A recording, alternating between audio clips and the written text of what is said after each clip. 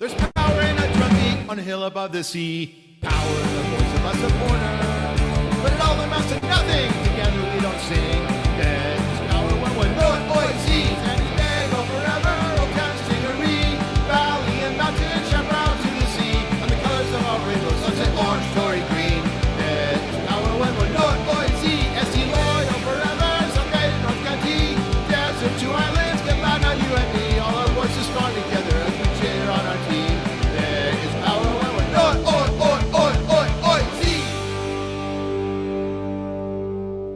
Welcome, everybody, to the Loyal Locals podcast. It's March 15th, 2022. I am Drew Steck, your creative and artistic director for the Locals, but I'm joined here by a couple people who haven't joined us yet in the new year, so pretty fun to have them on.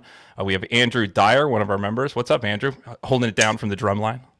Yeah, not much. Happy to finally have enough scarves to have the background to come on here. I was waiting to get the necessary It was amount. a requisite amount of scarves, but you have fulfilled the quota and then some. You're doing great back there. And then the person who supplies our scarves, the person who makes sure you get yours, Aileen Burns. What's up?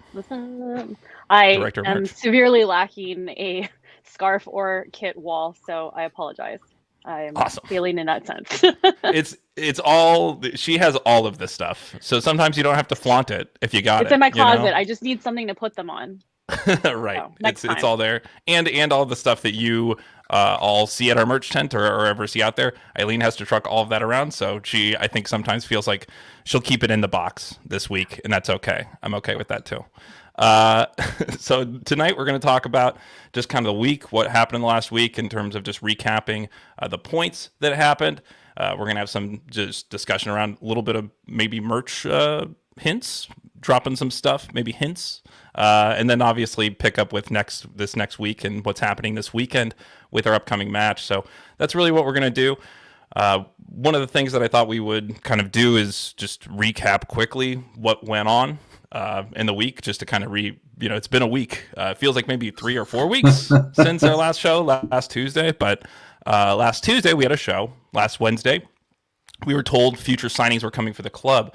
One of those signings that was yet to be unveiled, but was unveiled to us last Wednesday, is Andrew Carlton. Andrew Carlton is a player who was signed as a homegrown by Atlanta United, had bounced around to a few clubs for different off-field character concerns, including just random things that affected his performance on the field, missing team flights, forgetting his passport were kind of notable things that were in the media.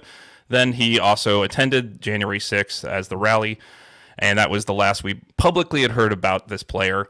So obviously, when that signing came out, we had prepared a statement, having a little bit of a hint from the club that this might be happening, although not being told kind of the context in which it would happen. We unveiled our statement as the Locals. That statement was received pretty favorably. The statement generally accepts the idea while also believing that there is some big character concerns that we've seen from this player previously, and something that we would like to just make sure that we examine in the open as a group, while also having a belief that people can change and grow. And that's the general gist of the statement. One of the things we like to do here is give a voice to people watching and kind of interacting. So one of the things we're going to do is bring on our president in the lounge after this for our members and anybody watching here live to discuss some of the details of that.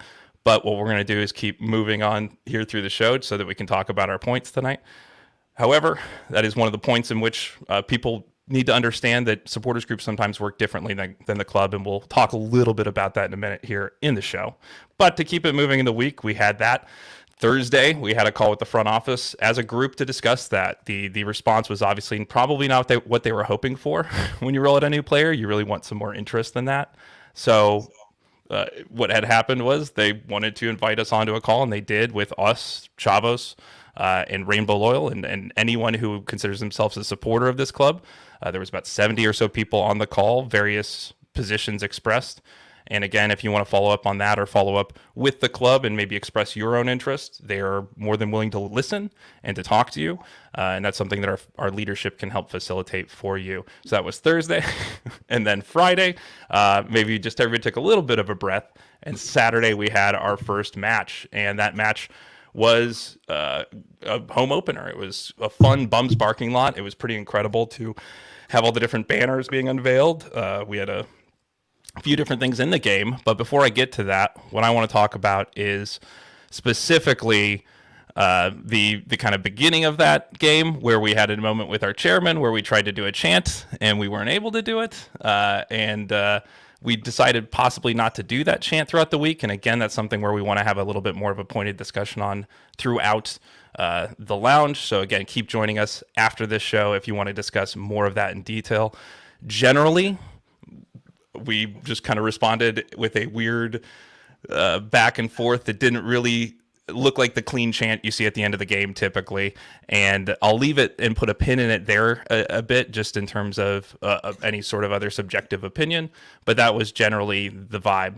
The game kicked off otherwise pretty fun. We had our TIFO right after that, and the TIFO went up, the Comunidad TIFO, and a lot of great hands worked on this. We collaborated with Chavos on this, and so it's really fun when we can do something together as a group, as a community, and I look at it kind of as a bookend to our TIFO last year, as the person who helped kind of spearhead this and work on this design with Travis and along with Chavos. And so it's pretty awesome to have something like this, through the game. I know you guys got to stand under it. Was it pretty fun to fly up the TIFO? Did you have to hit anybody with shaking? I know I did personally, but I may have kindly tapped somebody on the shoulder. It's exciting when the TIFO goes up, so I certainly understand the urge to jump up and down. But yeah, I think it overall, when you watch the video, there's a couple spots that maybe we should watch for next time. Like who stands there? Let's. Right, exactly. Make sure the key holders are maybe straight armed. Show me your best stiff arm. I want to see. That you can lock an I arm. personally can't be held accountable because I'm too short to actually reach the TIFO when I'm under it. I had my drumsticks up and could kind of touch under it, but for the most part, I was just it was over my head. You were killing that drum. Both of you guys were Thank killing you. it. And it's my arms are not nearly. I can lift them during the show because I did not play drums on Saturday. So we had our TIFO. We got to the 24th minute and we decided to have a show of support for Ukraine. That went along pretty well. I was pretty glad with how that came out, and there's always concerns when you do something like this. We haven't done it before really as a group, that it would come off well, and coordinating well with the broadcast team seemed to work out there well, where people got the message and understood what we were doing. There is some voice within the group to generally try and do more of that, to show support for different conflicts, and that we are an anti-violent and anti-war group generally in terms of our sentiment and our belief. So in this case, a very unjustified conflict. There's definitely other of those in the world that aren't just Ukraine, and it's something that we do want to have a lens to as a group. This is something that we just felt strongly about. One of our members really took it upon themselves to create this piece with us. So thank you, Nicole, for doing a lot of work there in terms of painting those. I was really impressed. If you saw any of the photos from that moment, I looked through one of them that showed our whole section, and every single flag was raised the right way except for two. One was upside down and one was sideways. Everything else was perfect. So I was really proud of us as a group for nailing that. Right. It's kind of one of those where you're also thinking, are we going to do it upside down? Are going to people hold it sideways? And we had arrows on there. There were instructions on the back. Very well written instructions. Great job. So I'm sorry, I'm not going to be as charitable. There's no excuse. Just none. Just in the heat of the moment, things could happen. And people are 2 or 3 tabs in, I like to say, off the old bracelet there. So maybe, I don't know. But in this case, it came off well. It was a great show of support. And similarly, there was a moment of silence right before the end of the half. The Chavos took it upon themselves to speak about the supporter violence that happened in Mexico. And some people were not as well coordinated. Unfortunately, did not get the message on that a little bit. We'll work on that with them. We specifically talked about it with them afterwards, and trying to do just better coordination with those things. But it was wonderful, again, powder keg of a first half in terms of planned activities, things like that, right? And then you get into the second half, game flows a little bit more. We have Shannon McMillan come over to 109 in the second half. That's pretty cool. Do you guys get to hang with Shannon a little bit? Did she jump around with you at all? Yeah, she was in front of me hanging with Steve and Bryce, so that was cool. It's always awesome to have her in the section, so she's welcome anytime. One of the I best just play the smiles. drum. I barely watch the game, so Right. You're just that, and then just people jumping around. Sometimes you're trying to just keep people sometimes from jumping into you. I can relate to I'm that just for sure. counting to 4 over and over again for an hour and Right. a half. And that's you've got to keep that beat, man. That is my issue. That is why I can't drum specifically. Is I'm too ADD. I get too excited with the beat. I don't keep it as well. So I appreciate you keeping the beat for those like me who Jerry was giving me some crap because I kept giving him like the death stare trying to stay on count, and he was giving me crap because I was looking so serious. I'm trying to stay on count and not screw us up. I'm still a rookie. I'm trying to figure it out. Right. It's you're trying to keep that there, and that's again, that's to me the hardest part. So I definitely relate to that for sure because it for me does not come naturally. So shout out to you guys for doing that, because otherwise I would be always looking around like, where are we at in the song? Because sometimes when it gets muddy, it is not good. But you guys did a great job on Saturday, and that's no accident. I got to give a lot of credit to Chavos and to the capos from both groups, because we've had, I think, 2 or 3 kind of rehearsal sessions leading up to the season where we worked out new chants and practiced exactly how we're going to do this chant. That's why we're able to introduce new chants on Saturday. And, none of that happens by accident. These are people that really look at the game as like, okay, this is like go time. And, it's a lot of work kind of behind the scenes that you might not realize happens. But yeah, we're definitely evolving and trying to become more dynamic as kind of a drum line. Right. It's an evolution. Sometimes you have to start and build, right? It all starts from the beat too. It starts from that basic beat and building out from there and how you want to play that beat. So it is work. It is something where thought goes into this. It's not just show up and drum, although we do love people to take that initiative. And sometimes when you're tired, you need somebody to just step in and pick it up and take that mantle. But shout out Nick, especially from us, Mr. Nick Duffy, for the work and care he has put into making sure our games flow in a just really nice way for us in the section. So great job. And in terms of wheeling the team on to victory, we did that. They got ahead. They went down a goal, and we're like, oh no, we've seen this before, right? Getting 1 point when we should have 3 points. We feel like we really took it to these guys, and at the last second, I'm taking credit for that own goal. I think right. I mean, some of that had to be the section. I mean, it happened right in front of the section. Yeah, we were very loud at that moment, just willing that center back to just play that ball the exact wrong way, and it totally worked. And I'm glad that we were able to make that happen just like we planned it.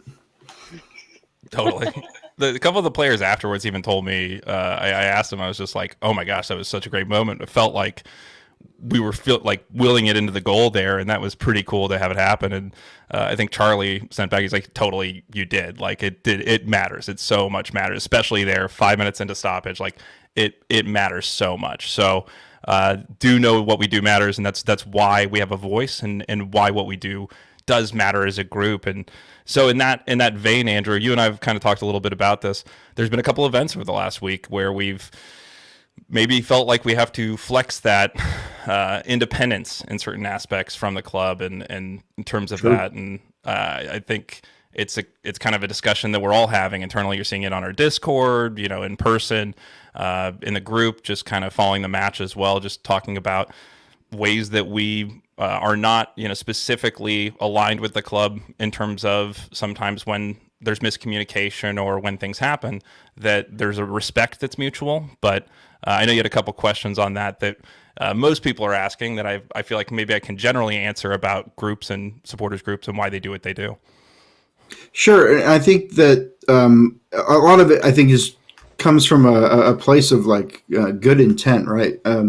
But San Diego hasn't had a team to support like this, to form a proper like supporter group. So I think a lot of folks are, we're pretty new to supporter groups, and there is a very long history of groups,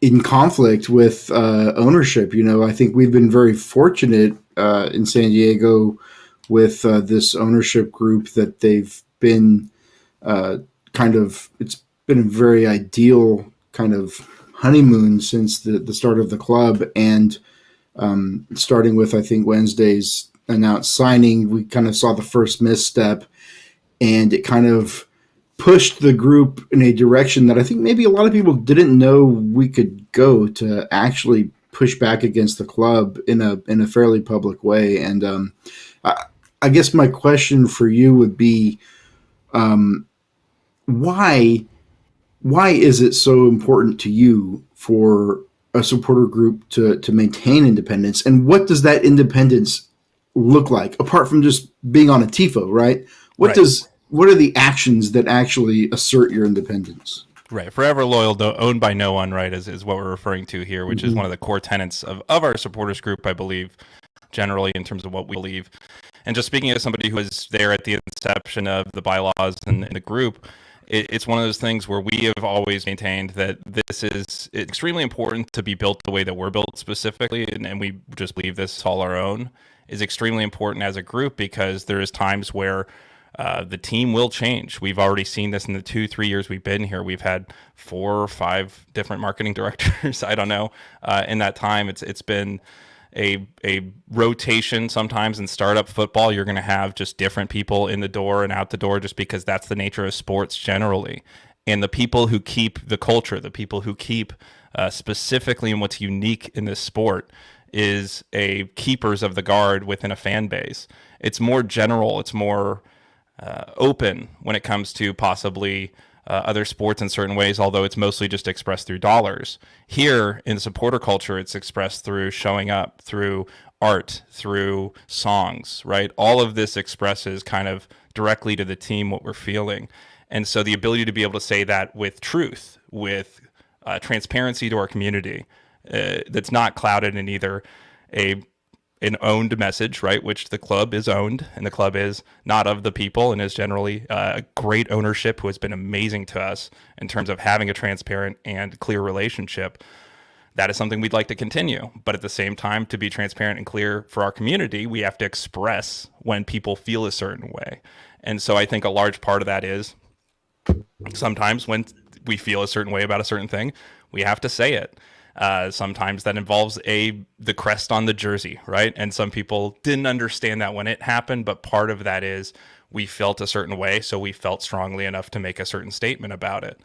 There is generally a thought process where some supporters might say, if not all of us feel this way, then why do we make a statement? Sometimes it does fall down to a large majority, right? And there might be a vocal minority that feels separately different, and that's okay. And let's talk about that and have, again, open conversation within ourselves about that. And usually our statement will reflect that we might have reservations in a different direction.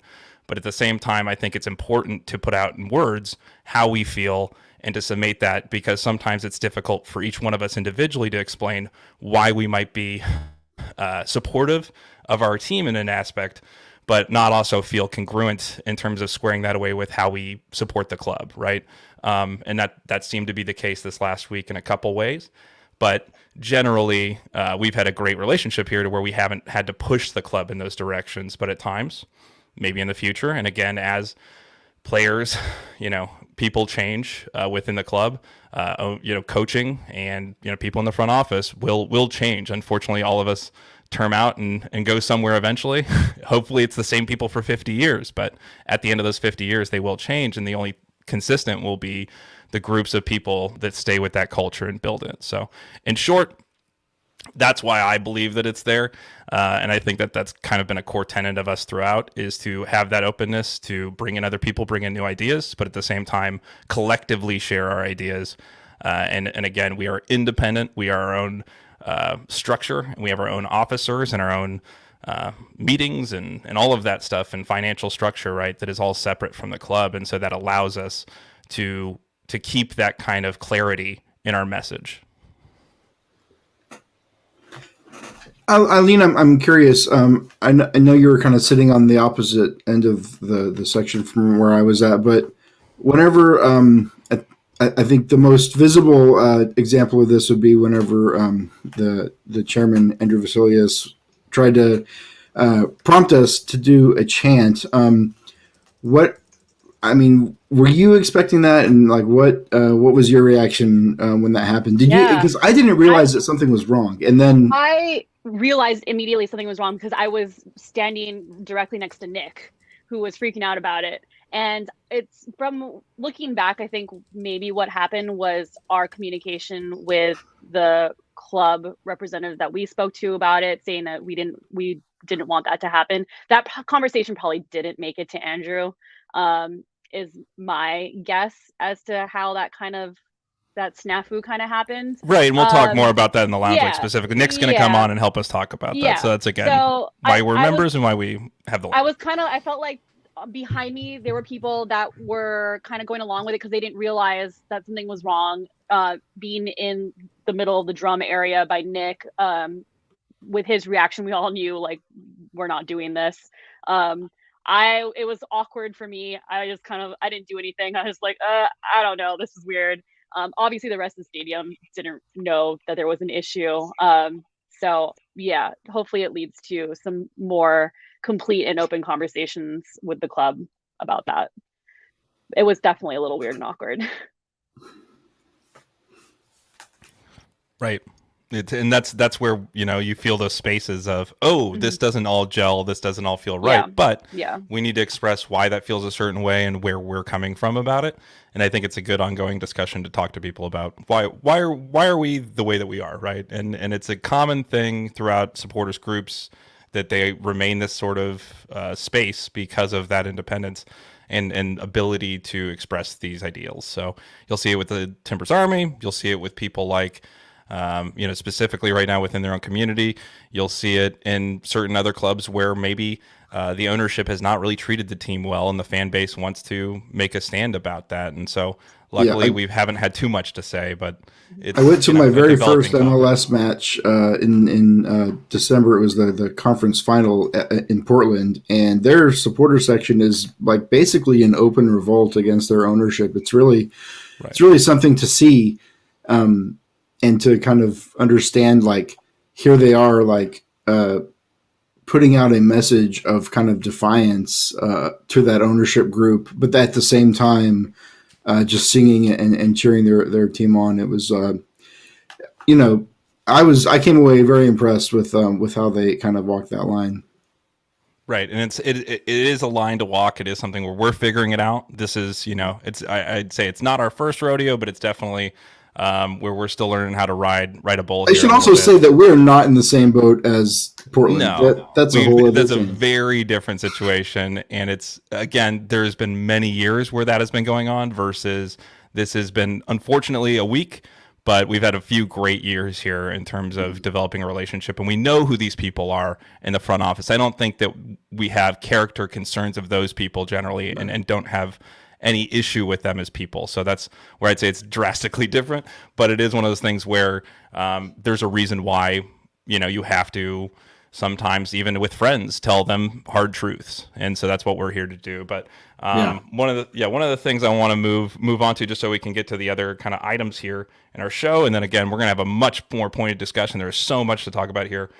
This is a good segue because we're going to get into a lot more in the after show. So definitely come in for that. Yeah, there is a fan poll from the club that they are conducting on their website right now. So if you want to give feedback directly to the club, this is one of the ways you can do that, which is great. You can do that again through us as a supporters group. We are definitely here to facilitate those conversations. But the nice part is they have given you a form you can fill out and fill out their fan poll here in terms of what's important to you, what you would like to see, maybe something you'd like to see in terms of, pregame stuff, right? All of that is stuff you can express to them directly. And again, we're going to have more discussion on that as a group, but something that is a just tool to be used right here, right in your hand, right in the right moment. So go to their website and or possibly your email where you might have received this poll from the club there. And that is that. There's also a cool trivia thing on the website. Our club isn't very old, but they do have trivia, which is cool. So you can fill that out while you're there, which is kind of neat. I saw that. That's kind of fun. How many goals do we score in a year? That kind of stuff. Stuff where you're like, I should know this. I'm the biggest SD Loyal fan. I should know this. Then go and take that quiz. So trivia poll on the website. And from us, within the locals, talking again about being our own group, we are volunteer driven. We're all volunteers. Everyone who shows up to this show, everyone who does anything at any one of our stuff is a volunteer. So thank you to everyone who helped with painting of the tifo, setting up of the banners, getting those ready, and then obviously helping set up and take down and just operating the parking lot. So big shout out, thank you to Aileen for operating that merch tent, and everybody who helped you get it going. Yeah, we had a lot of help setting up the parking lot. We had a lot of help with the tifo, so that was awesome. And it's always fun to hang out too. So if you have some time and you want to come volunteer, it's always a good hang. It's going to be way more fun if we can just get it to where like everyone lifts like one or two things and then we all just stand around for 15, 20 minutes. That's the ideal eventual thing. So the more of you that show up, the more of you that pitch in and help. We're always looking for volunteers. And again, we'll ask for that a little later in the show. But thank you to everybody who came out this last weekend. It was really, really helpful and made my day much less stressful when my car actually didn't start in the middle of it. So thank you to you, because there were so many of you, made it so much easier. Speaking of not needing cars, maybe take a walk on a trail. The club is specifically looking for volunteers. They're doing some cool charity work here in Carlsbad to help do trail maintenance. A lot of picking up trash. Sometimes it's maybe moving some dirt around, some stuff like that. Sean Duffy within our group is our philanthropy coordinator. He's helping coordinate that with the club. So you can either reach out directly to the club or reach out to Sean Duffy if you're interested in that. That's going to be on March 16th here. So coming up quick, but 9 a.m. to 12 p.m. So if you're listening to this before then, or possibly that morning, this is 7 a.m. Maybe you can show up there. It's at Agua Hedionda. Oof. Agua Hedionda. That's near you. It's in Carlsbad, the Discovery Center. It is down the street from my house. There you go. So some people might be working. I do know that there is a gripe generally within the fan base. We'd like to see more things on weekends. Obviously, the club employs their players during the week, and or a lot of places that are open for business usually have their employees there during the week. So that's when you have to do some of this stuff, possibly the case here. So I do know that's something that we have told the club, again, is open feedback and transparent feedback. We've listened to you, and that's something that we've shared. So we hope that there's more events like that in the future. I've done a few river cleanups before and stuff like that. It's always kind of fun. You make some new friends and maybe new people that you can stand next to or talk to in the section. So we've talked about a lot of stuff. Again, we still have a couple things to break down. But Aileen, part of having you here, I need to ask you, what's our merch going to look like in 2022? Is there any exciting hints or? Well, Drew, what kind of artwork have you been working on for me? Well, I do think we have a few things we haven't released even yet that might be able to roll out too. Yeah, we have some ideas for stuff. Obviously, the main thing that we wanted to get rolled out and done in time for the start of the season was the membership scarves and the keychains, which we are up to date. Everyone has either picked up their scarves or as of today, they've all been shipped out if you signed up after this past weekend's game. So I'm glad that we've been on top of all that. Quick note, if you ordered a locals kit and you haven't picked it up yet, there are about like 20 of you. I still have them. We need to figure that out. So I'm not sure when we'll have our next event that will have merch at it. The kits will be available there. If you know you don't have it and you want it ASAP, you've been waiting all this time for it, we can ship it out to you. Just coordinate with us. As far as new merch goes, we should probably have some new stuff ready to go within the next month or so. This year has been going by so fast. So right. So it's pretty much just a matter of getting designs done and ready to go. I do want to get some more ladies stuff ready to go because I feel like our women's gear is a little bit limited. I did have a request for socks. So that might be something we'll look at. We did have some samples made year one, but the thread colors weren't quite right. So we didn't really pursue that. But I did have a request from Craig Elston. So maybe we'll see what we can do there. I'm always open to ideas. Tag me in Discord if there's something you're looking for. I would love to do a bucket hat, but I don't really know if that's going to go anywhere. Right. So I have some dreams, but we'll see what happens. Fanny packs, bucket hats, a bum bag, as we say. There's dreams upon dreams, so we'll see what we can execute for you guys this year. But there's some fun stuff. I think we want to do maybe some cool little like exclusive things too that we'll see. But there's talk of just trying to go in different direction maybe than we gone before. But as Aileen said, it's flying. It's flying. It's the year is often flying. So Yeah. we'll definitely have some stuff within the next month or so. But thank you for everything you do, Aileen. It's always truly incredible, and people give us compliments anytime we're wearing our stuff out in public. I know myself and plenty of others have experienced that. So thank you for making us look good. I loved seeing the just the photos from the opening match on Saturday, and just seeing all of our scarves up in our section. That always like makes me super happy. So yeah, it's a visual where you look at them all in a box, and then when you see them all in people's hands, it is just something that's never lost. It's always one of those moments where why you do what you do, and yeah, I appreciate that. Ooh, As I somebody should who had to hand out a also lot of those original make scarves. a quick note that we're talking about doing kind of a merch blowout sale on some of the old shirts that we've had. So Right. keep an eye out for that as well. That is the big thing. We gotta move out to make new some old stuff, some stuff. Yep, to make room for new stuff. So if you don't have your Black Lives Matter shirt, any of the old stuff, we'll have a sale on those pretty soon. Great. Andrew, any requests? You get. I was thinking some winter gear would really go over well in San Diego. A nice locals parka, just in time for summer. Right. Hey, No, I think y'all are doing a great job. I've been really with the stuff that we can get. Count me in for a pair of socks if that ever comes back. But All right. yeah, I think it's been pretty good. The keychains are nice. I'm glad we got a new one this year. Mine was getting a little threadbare and worn through. Yeah. So yeah. Oh yeah, and Cool. shout out to Mr. 619 Shorts, Craig Elston, during the game. I'm guessing that's where his sock request comes from. Is that he rocks Yes. those shorts with the sewn-in locals, their custom local shorts. So that's pretty cool. We got people always creating their own little pockets, as well. I mean, he within was the group, wearing which is fun. some awesome Tribe Called Quest socks this past weekend, so I don't know why Right? he needs local. It's an expressive, right? Like, do you want to be part of the mind hive with the rest of us wearing the same stuff, or do you want it to be your point of expression? But I will say, socks would be cool, and I would wear them all the time, and definitely buy I see a several couple pairs. comments you saying socks, so we'll definitely have to look into that. For sure. So, the other major thing I want to bring up, just as a point of news, again, Phoenix is next week. It's not this week, it's next week. So it's pretty soon. We're getting within a few days here. You can count it in days, not in weeks. So that means it's close, and that's going to be happening on Saturday, the March 26th. And people will head out as soon as Thursday or Friday of that weekend. We have a chat group in our Discord if you want to coordinate carpools, tickets. We got you. The club might even got you. There is more information on the Discord on that, but a lot of cool stuff. And if you are planning on coming, maybe if you're just going to drive independently, you're going to do your own thing, you got family to see, but you want to see if you can hang out with the locals one of the nights, whatever you're doing, please fill out the survey that Jason and Nicola put together. That's in our Discord.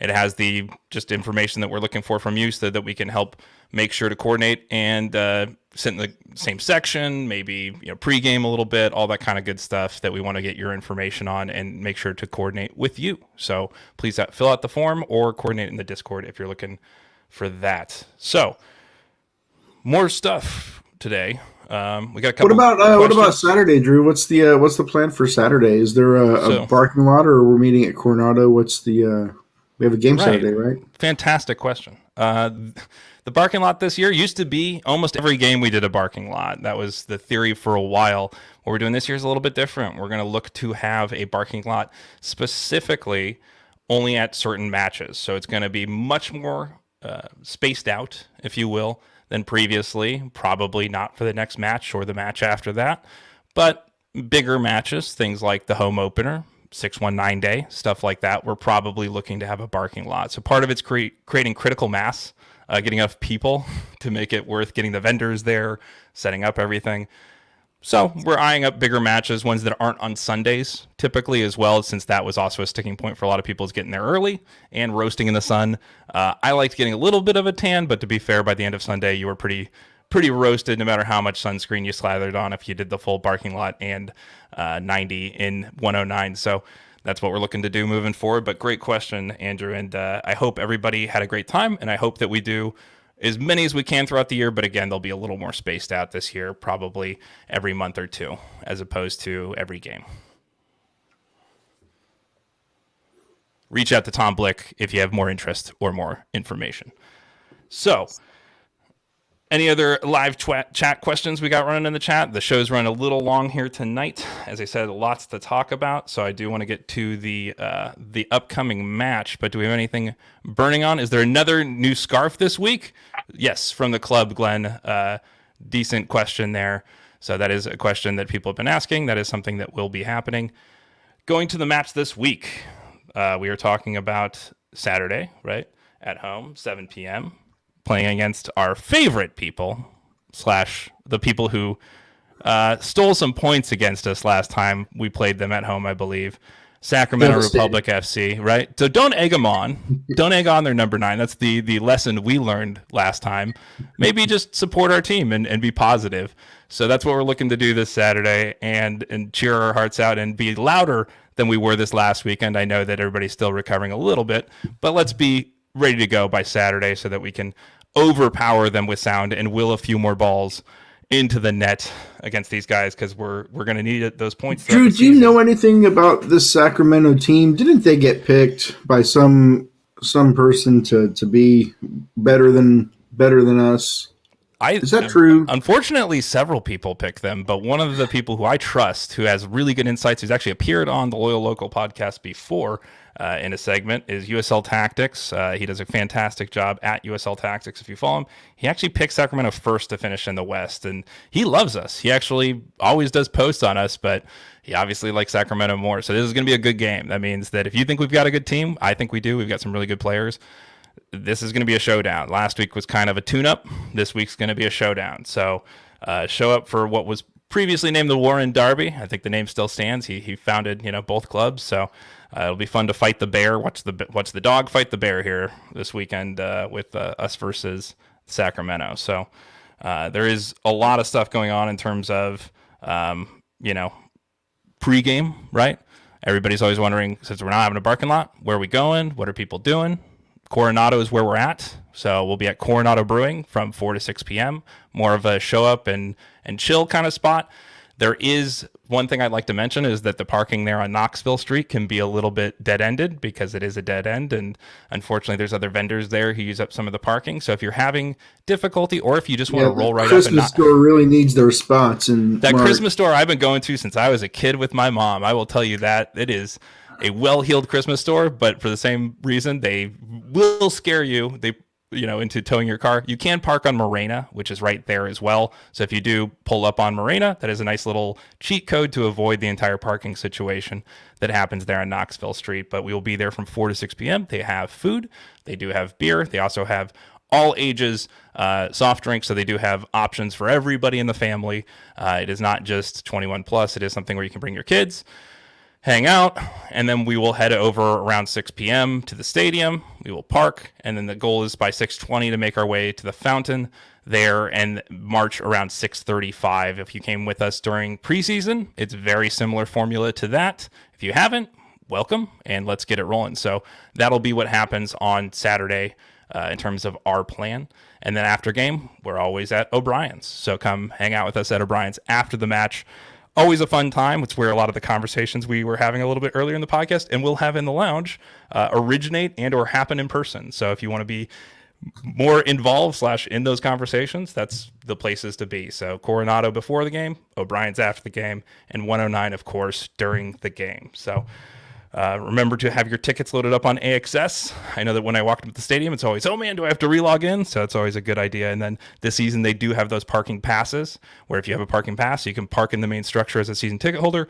If you are not, then you can park somewhere adjacent to the campus or one of the outlying lots. So that is the information you need to know going into the weekend. And of course, if you want to rewatch the game or watch it live, you can see it on ESPN Plus outside of the city. So, or within as well. You have both options. So, looking forward in terms of this next session, in the next week. Any things you're looking forward to at the match this weekend, guys? How much shorter Guido's shorts get?